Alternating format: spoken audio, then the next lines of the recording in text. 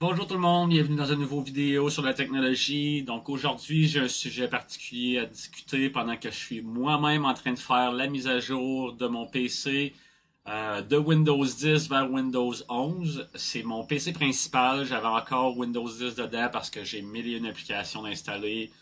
Je trouvais que ça allait bien. J'ai déjà plusieurs ordinateurs et appareils qui utilisent Windows 11, fait que je suis déjà quand même assez familier avec tout ce qui est Windows 11 et la différence avec l'autre.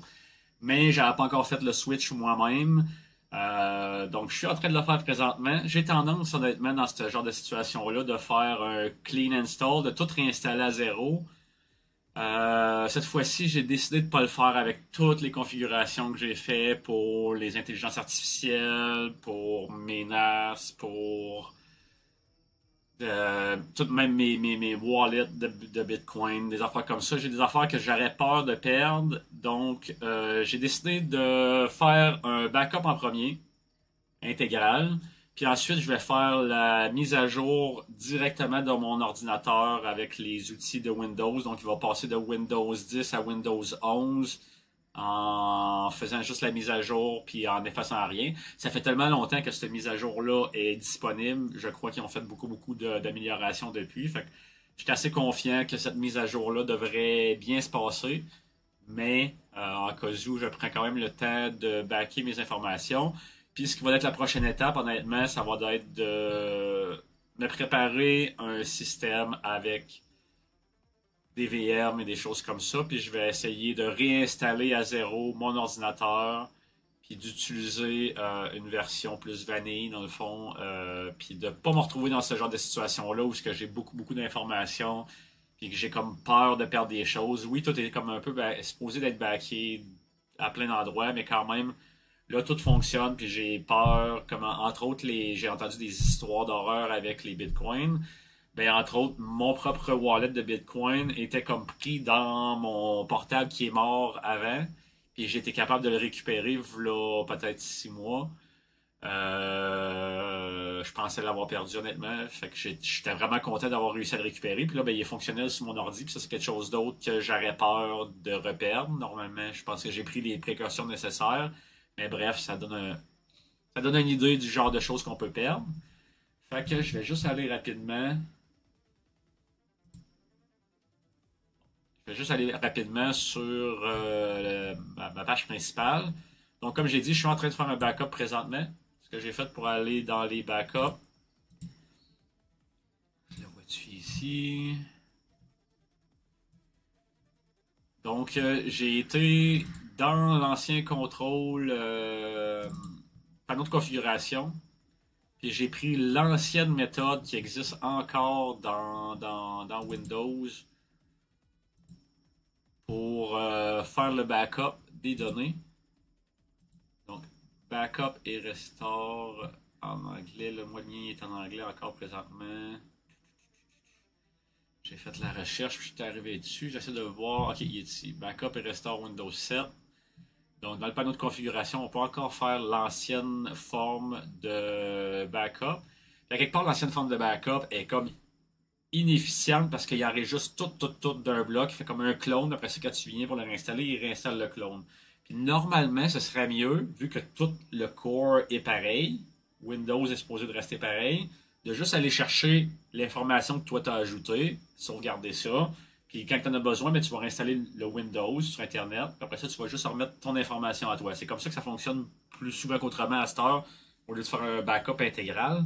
Mais là, moi, je veux faire quand même un backup intégral. J'ai déjà backupé mes données, mais je veux faire le backup intégral. Donc, je suis allé dans ça ici, puis j'ai fait Create System Image. Donc, je crée une image intégrale.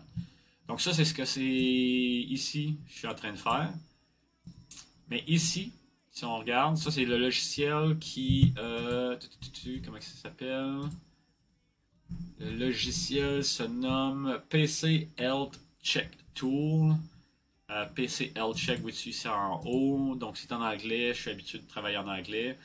Mon PC est en anglais, mais en gros, on doit faire la recherche, puis ça doit trouver une version francophone sans problème de tout ça, vu que c'est un outil de Microsoft. Puis tout ce que j'ai fait en premier, j'ai téléchargé ça, j'ai installé ça. Ensuite, j'ai fait Check Now. Il m'a... Ben, je peux bien le faire. Pas grave, même si... Donc là, on voit ici une liste de mes composantes, puis j'ai toutes les checks. Donc, je suis capable de passer à Windows 11. Puis si on fait More About Windows 11, il nous ouvre une belle petite page ici avec une petite publicité Windows, puis mise en page traditionnelle qu'on est habitué de voir. Donc, en gros, je vais faire le passage à Windows 11. Ensuite, ici, ça m'offrait de faire le backup, mais c'est le backup comme j'ai parlé. C'est le backup qui n'est pas un backup intégral, c'est un backup partiel qui va juste chercher une partie des données. Donc, j'ai fait ce backup-là. J'ai fait les updates de Windows. Storage capacity, il reste 27% sur le disque.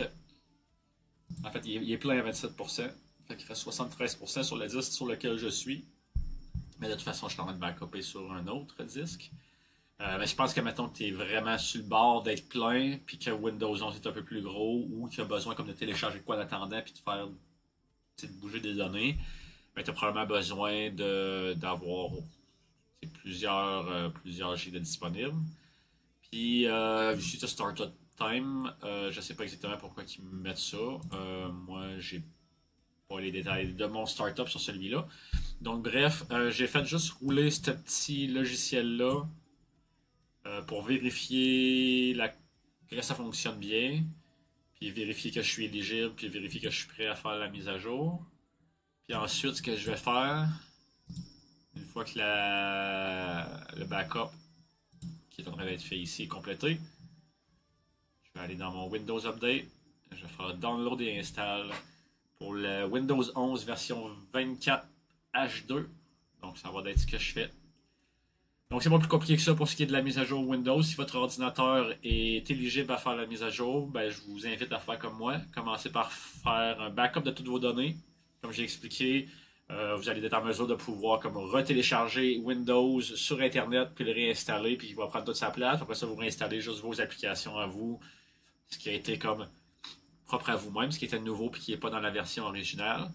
Mais je vous invite aussi de faire le backup complet, comme ça, si jamais il y a un casse-tête, si jamais il y a quelque chose qui ne fonctionne pas, mais vous allez tout le temps avoir cette copie de sécurité-là. Oui, cette copie de sécurité-là va prendre beaucoup de temps à faire, puis va être très grosse, va prendre beaucoup de place. Après quelques mois que la mise à jour a bien été, puis que vous avez réussi à tout retrouver, moi, je risque de le garder, vu que j'ai plusieurs disques durs, mais c'est possible de l'effacer, là, si ça prend des centaines de gigs, voire 1 Tera, ben c'est possible de l'effacer. Puis moi, je pense que ça prenait 986 gigs pour mon backup. Donc, je risque de le garder quand même pendant très longtemps. Mais c'est ça. Donc, c'est la façon simple et efficace de faire selon moi. Donc, je vous laisse savoir comment ça va dans le futur, puis je vous laisse aller mon backup. En attendant, salut tout le monde, bonne journée.